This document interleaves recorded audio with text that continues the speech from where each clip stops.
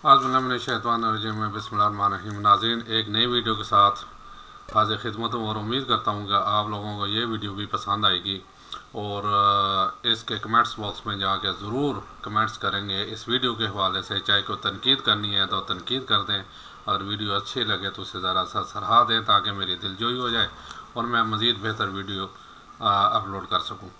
नए आने वालों के लिए खुशामदीद और साथ रिक्वेस्ट कि मेरे चैनल को सब्सक्राइब करें और बेल आइकन को टच करें ताकि मेरी तमाम वीडियोस बआसानी आप तक दस्तयाब हो जाएं और कमेंट्स बॉक्स में जाके लाजमी इस वीडियो के मुतालिक कमेंट्स करें। नाज़रीन, आज एक इस्लामिक पॉइंट ऑफ व्यू से इंतहाई हसास, जिसे हम हसास समझते तो नहीं लेकिन मामला बहुत हसास है।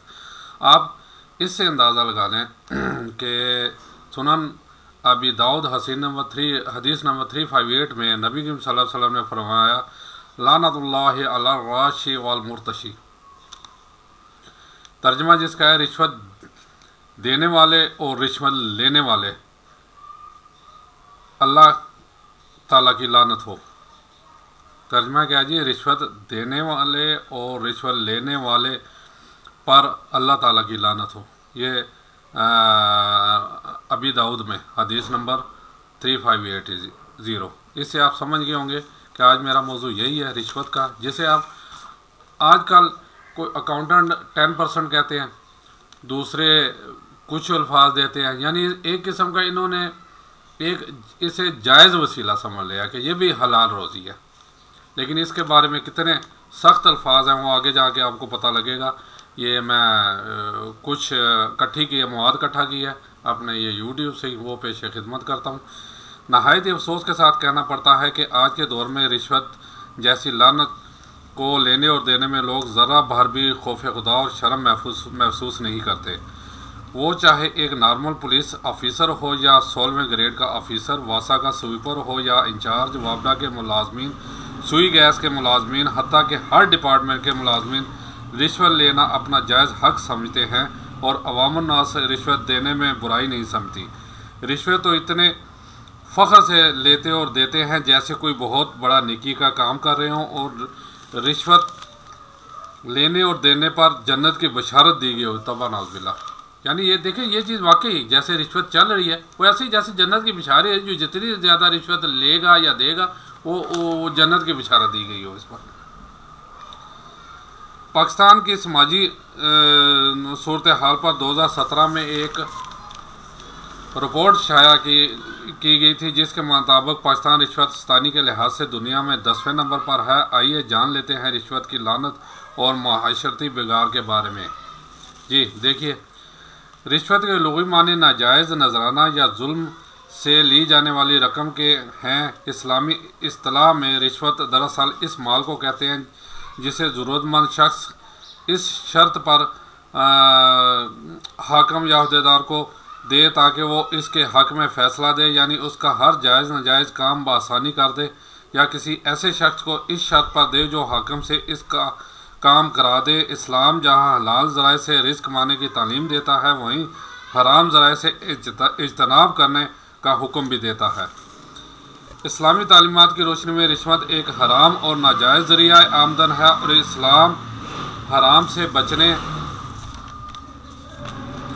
जी देखें, ये इस्लामी पॉइंट ऑफ व्यू से की तरगीब देता है। इरशाद इलाही है, ए इंसानों, ज़मीन में से हलाल और पाकीज़ा खाओ और शैतान के कदमों की पैरवी ना करो, बेशक वो तुम्हारा खुला दुश्मन है। सूरह बकरा में यह कहा गया। हलाल की तारीफ़ करते हुए मौलाना हिफ्ज़ुर रहमान सोहारवी लिखते हैं, इन अशिया से भी एहतियात ज़रूरी है जो गुरूर, खुदनुमाई, बेजा तयश और जाबराना नखुवत का सबब बनकर अखुवत और मसवात के बाहमी रिश्ते को कता करते और ख़ुद गर्जी, जुल्म और बदअखलाक़ी जानब दावत देते हैं।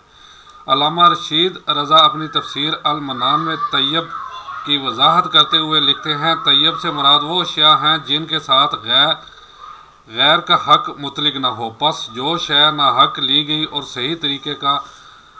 सही तरीक़ेकार से हासिल नहीं की गई, बल्कि सूद, रिश्वत, जुआ, जुल्म, गज़ब, धोखा, ख़यानत और चोरी जैसे नापाक ज़राए से हासिल की गई हो, वो भी हराम है।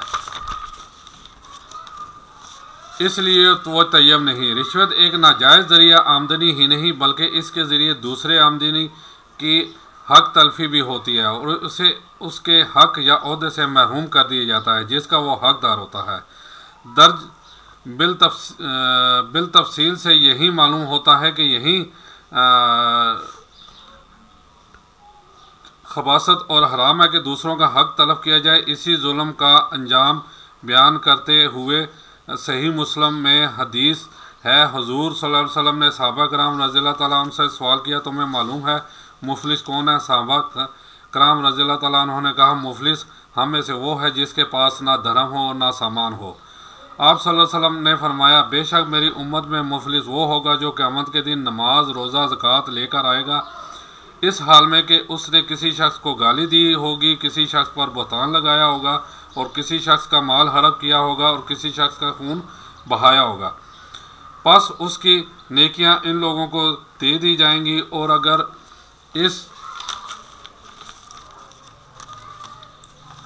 ज़िम्मा तमाम कर्ज चुकाने से पहले ही उसकी नेकियां ख़त्म हो गई और इन मज़लूमों की बुराइयां लेकर इस पर डाल दी जाएंगी, फिर उसे दोज़ख में फेंक दिया जाएगा। यानी मामला वहाँ तो नेकी और बदियों का भाई, यानी उसकी नेकियां पहले उठा के लोगों को दे दी जाएंगी, अगर नेकियां ख़त्म हो फिर दोनों दूसरों के गुनाहों उठा के उसकी जो है ना वो ढेरी पे ढेर बने होंगे, ढेरी में रख दिए जाएंगे और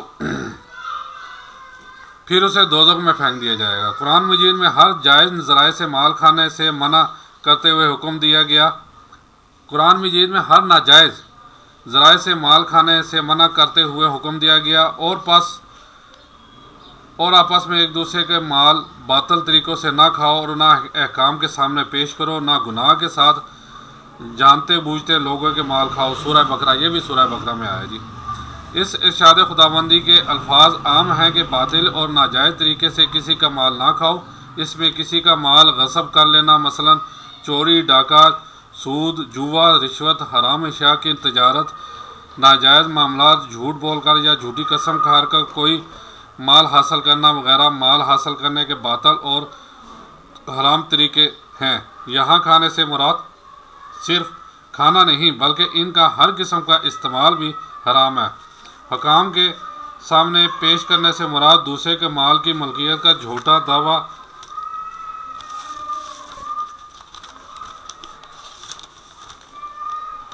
लेकर हाकिमों के पास जाना ही है और हकाम को रिश्वत देकर दूसरों की मुल्कियत पर गासबाना कब्ज़ा भी है। कुरान की तरह अहदीस नबवी सल्लल्लाहु अलैहि वसल्लम में भी हराम माल खाने की मज़म्मत की गई है। नबी अकरम सल्लल्लाहु अलैहि वसल्लम का इरशाद ग्रामी है, जिस इंसान का गोश्त पोस्त जुल्म और सूद से बना है तो उस जिस्म के लिए जहन्नम की आग ज़्यादा बेहतर है। यह मशकात अल-मसाबी किताब अल-ब्यू में है जी।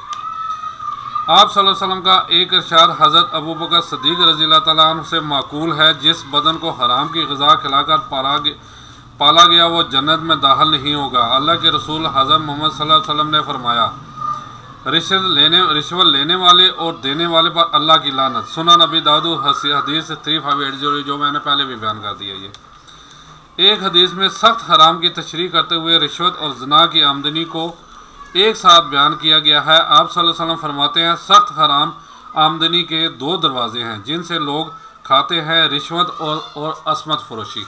अंदाज़ा कर लें।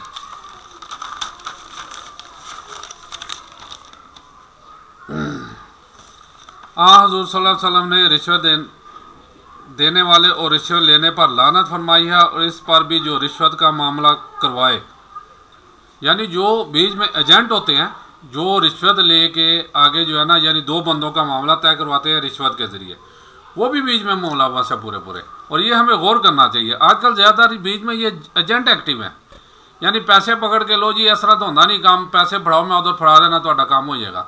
ये एजेंट है, ये फजूल में। और ये इन सब को सज़ा के बारे में कहा गया। आगे देखें, मज़ीद आता है इसके। अब्दुल्ला बिन उमर बिन अल-आस से रवायत है, उन्होंने कहा, रिश्वत देने वाले और रिश्वत लेने वाले पर अल्लाह के रसूल ने लानत भेजी है। और वाह अहमद इब्ने अब्बास रज़ियल्लाहु ताला अन्हु के मुताबिक तरगीब 3176 हुजूर सल्लल्लाहु अलैहि वसल्लम ने फरमाया, जो शख्स कुछ रिश्वत लेकर ना हक फैसला करे और अल्लाह ताला इतनी गहरी जहन्नम में डालेगा कि 500 बरस तक बराबर गिरते चले जाने के बावजूद उसकी तह तक नहीं पहुंचा पाएगा। यानी पता नहीं कितना अर्सा लगेगा, 500 साल गुजर जाएंगे और अभी वो तह तक नहीं पहुंचेगा। आज हुजूर सल्लल्लाहु अलैहि वसल्लम ने फरमाया, जो किसी की सिफारिश करे और वो उसे कुछ हदिया दे और ये कबूल करे तो वो सूद के दरवाज़ों में से एक बड़े दरवाजे पर आ गया। अबू दाऊद, ये भी अबू दाऊद में हदीस है। इन अहदीस से भी ये बात वाज़ह है कि रिश्वत सिर्फ लेना ही जुर्म नहीं बल्कि रिश्वत देना भी जुर्म है और इन दोनों को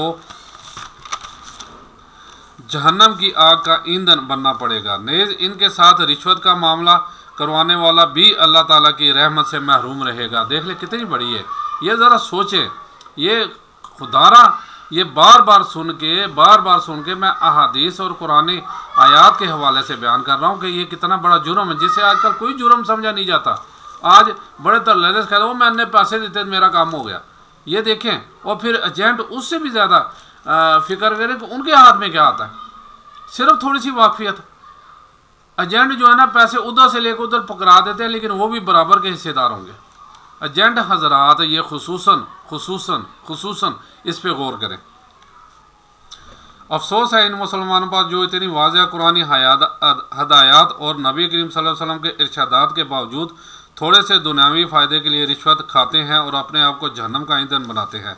फ़िक़्ह इस्लाम ने इस अमर की तशरीह की है। यहाँ थोड़ा सा ना रिलैक्स मिलता है। आप देखें ये जो आएगा कि ज़ालिम व जाबर आदमी से अपनी इज़्ज़त व जान बचाने या अपना हक वसूल करने के लिए बस वो मजबूर इंसान रिश्वत देने पर गुनहगार ना होगा, बल्कि उसकी बजाय रिश्वत लेने वाला दोहरे गुनाह में मुलवस होगा और अजाब का मुस्तहिक होगा। रिश्वत किसी माशरे में उस वक्त जन्म लेती है जब वहाँ पर अदल व इंसाफ का खात्मा हो जाए और इंसान खुद गर्जी और मफाद परस्ती का शिकार हो जाता है, जिसकी वजह से लोगों को उनके हकूक़ जायज़ तरीके से भी हासिल नहीं होते। रिश्वत के नतीजे में आला अखलाकी इक़दार, अदल, इसार और रवादारी, अखोत वगैरह ख़त्म हो जाते हैं। इंसान में लालच और ख़ुद गर्जी पैदा हो जाती है, जिसके नतीजे में वो सिर्फ़ अपने फ़ायदे के लिए ही सोचता है और दूसरों के नुकसान की फ़िक्र नहीं करता। रिश्वतखोर दूसरे का नुकसान करके सिर्फ अपना फ़ायदा चाहता है, जो इस्लाम की तालीमात के बरअक्स है। इस्लाम की तालीमात के बरअक्स है। इस्लामी इनफरादी फ़ायदे की बजाय इज्तमाई फ़ायदे की तलकीन करता है। यानी इस्लाम इनफरादी फ़ायदे की बजाय इज्तमाई फ़ायदे की तलकीन करता है। इसलिए वो सूद को हराम करार देकर ज़कात को आम करता है, क्योंकि ज़कात के नतीजे में पूरे माशरे को फ़ायदा पहुँचता है। दौलत चंद हाथों की लोंडी नहीं बनती, बल्कि एक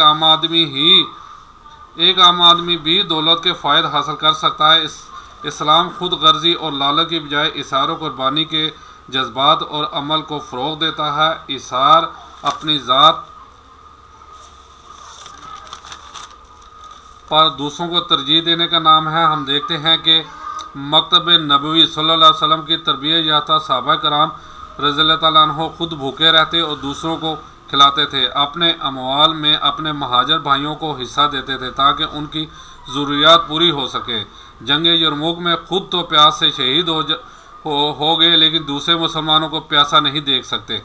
जबकि रिश्वत के हाथों इन तमाम नेक जज्बात का खात्मा हो जाता है। रिश्वत एक हराम ज़रिया आमदन है, जिसके नतीजे में ना कोई दुआ कबूल होती है और ना ही कोई इबादत। रिश्वत अदल का खात्मा कर देती है। रिश्वत जुल्म की एक बदतरीन शक्ल है और जुल्म को अल्लाह ताला ना अपने और अपने बंदों के दरमियान हराम करार दिया है। अल्लाह ताला ने अपने और अपने बंदों के दरमियान हराम करार दिया है। जिस माशरे में इंसाफ को बेचा जाएगा वहाँ मुजरम दंदनाते फिरेंगे। माशरे में बदअमनी फैलेगी, मुजरमों की हौसला अफजाई होगी और वो बेबाक होकर जराइम का इर्तिकाब करेंगे। इसका एक नुकसान ये भी होता है कि लोग कानून अपने हाथ में लेने की कोशिश करते हैं, क्योंकि अदालत उनकी आखिरी उम्मीद होती है जहाँ से इंसाफ मिलने की तवक्को होती है, और जब वहाँ से भी इंसाफ नहीं मिलता तो वो कानून को अपने हाथ में लेने की कोशिश करते हैं, जिससे बदअमनी, दहशतगर्दी, कत्ल कत्ल गारत गरी और माशरती बेरारवी की राह हमवार होती है। अब तो छोटे से छोटे काम के लिए भी रिश्वत देनी पड़ती है। जायदाद के कागजात हासिल करने हों या बिजली गैस का बिल ठीक करवाना हो, अदालत से किसी फैसले की नकल हासिल करनी हो, वासा वालों से काम करवाना हो, मुकदमे की अगली तारीख लेनी हो, कोई फ़ीस अदा करनी हो या तनख्वाह का उजरत दस्ती हो, रिश्वत के बगैर काम नहीं होता। यानी हर मामलात में रिश्वत जो है ना, अब ऐसे है जैसे ये 31वें पारे में ये जो है ना कहा गया कि रिश्वत जायज़ है।